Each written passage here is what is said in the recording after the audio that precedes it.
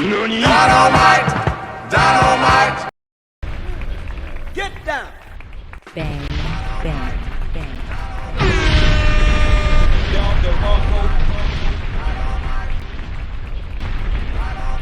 How we doing, party people? My name is Hiro. This is Coding with Strangers, and I want to talk about something.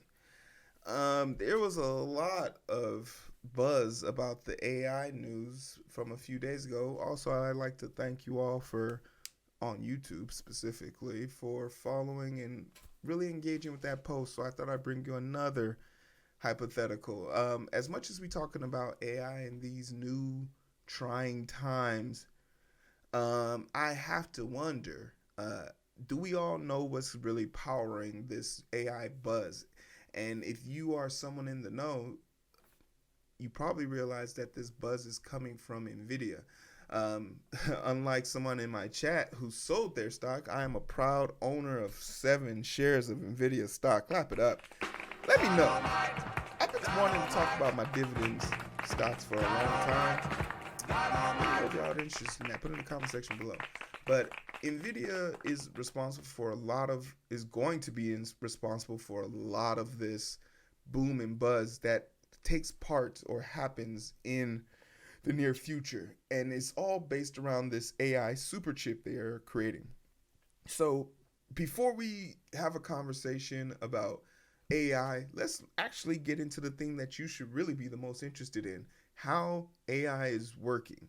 Because without understanding the source of its power and the source of its computing power, I think for you to be afraid of something that you don't understand will really not be able to, will do two things: keep you afraid of it, and also put you in a position where you can adapt to it. That chip requires us to get better. So let's figure out how the chip works so we can also figure out how to stay ahead of the curve. You feel me? The U.S. firm hopes to lead in artificial intelligence in other sectors and has built a model that could control humanoid robots. Nvidia founder and CEO Jensen Huang speaks at the Nvidia GTC conference in San Jose. Chipmaker Nvidia has extended its lead in artificial intelligence with the unveiling of its new superchip, cool name, quantum computing service, and new suite of tools to help develop the ultimate sci-fi dream: general purpose humanoid robots. Here we look at what the company is doing and what it might mean. Okay, so first and foremost, I just want to say something. As a person who studied anatomy, the humanoid shape or distribution of the body is one of the worst. God, as a creator of people, is a horrible architect and a horrible designer. We have these little feet to keep us upright. Our feet don't extend as far as they need to. They're not as wide as they do to support our balance. So that's why we fall over so easily. Like look at animals in the wild. They sturdy, and it's because they got all 4, right? Our heads are too big. Our most vital organs are left wide open to the masses, so anything can hurt us. We're poorly designed individuals, and God, as a designer, 3 out of 10 wouldn't recommend. Okay, that's all I'm saying. Not a great designer. Yeah, I guess big brains count for something. So what is Nvidia doing? The main announcement of the company on annual development conference on Monday was the Blackwell series of AI chips used to power the fantastically expensive data centers that train frontier AI models such as the latest generation of GPT, Claude and Gemini. I haven't got a chance to use Claude and Gemini, but I have seen their benchmarkers. Claude being below Gemini and Gemini being above GPT. Is that a fair assessment? I agree, Crumb. I agree. One of the Blackwell B200s is fairly straightforward upgrade over the company's pre-existing H100 AI chip. The training massive AI models the size of GPT-4 would currently take about 8,000 H100 chips and 15 megawatts of power. Nvidia said enough to power about 30,000 typical British homes. That's fucking crazy. Just for someone to look up how to fix up my resume or make my resume match this job description, That's fucking wild. It's called Bruv Country. Appreciate that. With the company new chip, the same training run would take 2,000 B200 and 4 MW of power, 4 megawatts of power. Why didn't they just write megawatts? What's wrong with you idiots? Power, I guess that's what abbreviations are for. That could lead to a reduction in electricity use by the AI industry, or it could lead to the same electricity being used to power much larger AI models in the near future. This was a question. This is like the thing that we were running into last week when we talked about this. The concern a lot of people have with, is there enough power? There was a lot of people in the comment section of the last video mentioning, oh, there's enough power, but it's all about how do we keep the heating down? You're not about to sit here and tell me there's enough power if there's not enough power for us to use just as human beings. So that was an argument a lot of people were making in the last video, and I was just wondering if they had any idea how infrastructure works, because if there wasn't enough power for people to use it, we have rolling blackouts during the summer when it gets too hot because too many people turn their ACs on, or too many people are using too much appliances to stay cool. So what are we going to do when people start using AI and stuff like that? It's a wonderful problem to have, but the answer isn't, oh, we just make more power. Our infrastructure is old, and the grid can't handle the demand. We've seen this on numerous occasions.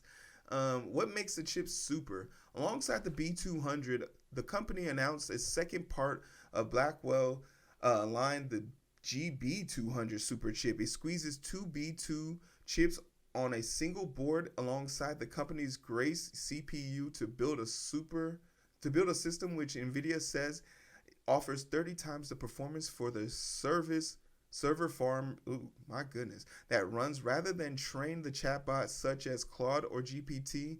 The system also promises to reduce energy consumption by up to 25 times, the company said. So it's one thing for us to be concerned about it, but clearly Nvidia is concerned about power consumption and overall optimization of these chips. You don't want to be wasting computing power on needless or mindless things. So it's clearly at the forefront of their minds as they're making these things. Putting everything on the same board improves efficiency, exactly, by reducing the amount of time the chip spends communicating with each other, although allowing them to devote more of their processing time to crunching the numbers that make chatbots sing or talk at least. It's always between, I think the heat is between heat and the thing. And the fact is that when I thought it was bullshit, or I called bullshit when I first heard, oh, they're putting these things at the bottom of the ocean. You know how crazy that is to hear that they're willing to put these things at the bottom of the oceans? What is the biggest issue we're facing right now with the oceans? The oceans are literally overheating. So we're putting these things into oceans? That's our bright idea? To put a heating source in the ocean? The world as we know it, we're screwed. We are screwed. Get it while it's good, we're screwed. What if I want bigger? Nvidia which has a market value of more than $2 trillion, 1.6 trillion in pounds, would be very happy to provide. Take the company GB200's NVL72, a single server rack with 72 B200 chips set up, connected by nearly 2 miles of cabling. That's not enough? Why not look at the DGX SuperPod, which combines 8 of those racks into one shipping container sized AI data center in a box. Pricing was not disclosed at the event, but it's safe to say that if you have to ask, you can't afford it. Damn, that's a burn. Shit. This ain't for you, broke boy. This ain't for you, broke boy. Even if the last generation of chips came at a hefty price of 100,000 a piece or so. Sheesh. So like they didn't disclose anything about the prices, which is kind of crazy. What about my robots? Project Groot. Where is Disney, and why haven't they sued them for that? Project Groot, apparently named after apparently named after, though not explicitly linked to, Marvel's abhorrent alien.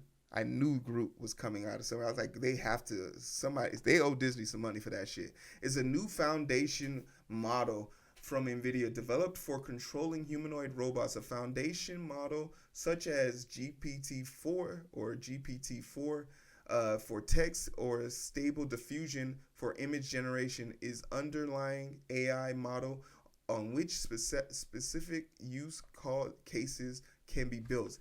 They are the most expensive part of the whole sector to create, but are the engines of all further innovations, such as they can be fine-tuned or specific use cases down the line. Okay, so basically they're trying to, and this is something that maybe I don't understand. This is where this comes into question. The optimal version of the reason why we didn't build human like, so think about a car wash, right?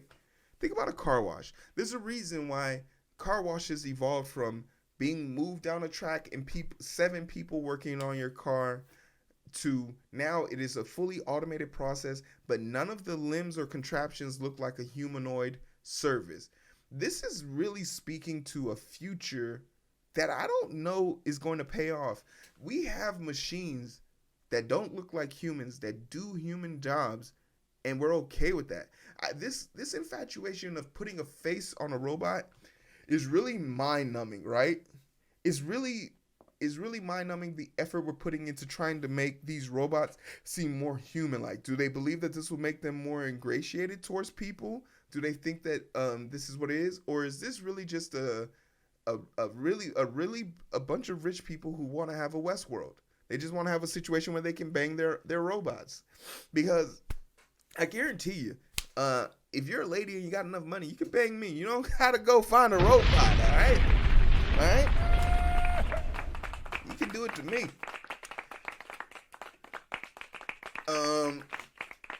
Nvidia's foundation model for robots will help them understand natural language and illuminate movement by observing human actions, quickly learning coordination, dexterity, and other skills in order to navigate, adapt, and interact with the real world. Groot pairs with another piece of Nvidia tech and another Marvel reference, the Jetson Thor, a system of a chip designed specifically to be the brains of the robot. The ultimate goal of the autonomous machine that can be instructed using normal human speech to carry out general tasks, including ones it hasn't been specifically trained for. So that's an amazing leap right there. There's a part of me that thinks that maybe the humanoid aspect of this is coming as there's got to be a correlation, right? So since the pandemic, post-pandemic, there's been a stark increase in loneliness syndrome. Loneliness syndrome is something I've even experienced at the hospital, where because people were working so much or separated due to the pandemic so much, it caused them to have mental drift from their social inhabited areas. Basically, we as people, by nature, congregate. If you put a bunch of people in a dark room, they'll congregate in a corner together with each other. We enjoy warmth. We enjoy touching people, consensually, of course. But these are things that we are innately doing. But since the pandemic, it was sort of this reversal, and we've seen it a lot in young children where they're missing this sort of curiosity to explore. And, I can even speak from it just being in the healthcare industry. And with the increase of this, the longingness, the fact that AI girlfriends, AI companionship, AI robots, and even inside of nursing homes with AI pets has steadily started to meet the increase of this. It truly does speak like we're trying to replace human engagement. Do I think that's... I don't know how to feel about that. I do feel like there's something wrong with it, but I also feel like I don't have this problem that someone who might seek this out is having. And we don't know what the side effects of this is going to be. It's kind of fascinating. Quantum. Oh, shit. One of the few buzz sectors that Nvidia doesn't have its finger in is quantum cloud computing. Interesting. Technology. The technology which remains at the cutting edge of research has already been incorporated into offering from Microsoft and Amazon, and now Nvidia is getting into the game. But Nvidia Cloud will not actually be connected to the quantum computer. Instead, the offering is a service that uses the AI chip to simulate quantum computer, ideally allowing researchers to test their ideas without going to the expense of accessing the rare, expensive, real thing. But down the line, Nvidia will provide access to third-party quantum computers through the platform, it said. That is interesting. So, what are the takeaways here? Nvidia is supporting the backbone of a lot of this. And if you haven't gotten into Nvidia yet, I don't even think it's too late. I really don't think it's too late, because they've clearly found their avenue and their niche, and enough for there to be a $1 trillion market in it. The things that kind of do concern me is, are they creating these things? It's sort of like, there's something big about to happen. There's going to be a wedding. There's going to be some big party. Something big is coming. And Nvidia seems to be building and preparing for it. But the question I really have is, do you know how many people are on that guest list? Are we properly making this for somebody? The reason why I say this is because, and this is an obscure example, but let's look at the Apple Vision Pro. Who was that made for? Remember the Apple Vision Pro? I know you're probably thinking to yourself, damn, that was last year. No, you're wrong. That was 3 weeks ago. 3 weeks ago. And we've already stopped talking about it, because that product didn't really have a person or a target group of people it was supposed to help. All you did was see a bunch of people buy it with their tax returns and return it before the 90-day expiration date for returns. So is Nvidia creating this buzz in hope that people actually feel the FOMO? Trying to create FOMO amongst companies is one of the greatest ways to become a billionaire, millionaire, or dare I say, eat the crumbs from a millionaire and become a thousandaire. If you're talking to me as a person who's a programmer and things like this, this doesn't worry me as much, because I'm still concerned who are the people we're trying to target with this. And maybe I'm a little bit out of the loop in the sense that I'm not the one making those tough decisions about what we're going to do with this energy, or what we're going to do with these powerful chips. Also, I'm more concerned about optimization, because the fact that you've managed to, within the first iteration, so we had the B200 and now the H100, now we got the B200s, and now we have the GB200s. In those 3 iterations, you were able to half every time the power and the energy that went into it, which begs the question, are we taking our time with this information? Are we truly trying to squeeze and optimize everything? Or are we just trying to push everything to the forefront so we get enough information, or we get enough of the market share to make sure that we're the dominant force? It leads me to wonder if tech is lending itself to being dangerously being represented, sort of like the fashion industry. Fast fashion was an industry term that used to describe when people would wear certain outfits that had no real designated purpose of being mass produced, but just produced enough for a niche group of people. When you think about the amount of effort and energy that goes into creating a group of clothing, for it not to be used or utilized properly or even recyclable, it only hurts the industry, therefore hurting the advancements or the ability for us to maintain a functional, ethical growth process. If we're just making these things for the hell of it, without any real purpose behind them, or the people who need access to them can't gain access to them, it's kind of meaningless. Creation for the sake of creation is a form of waste. And that's sort of just my thoughts on it.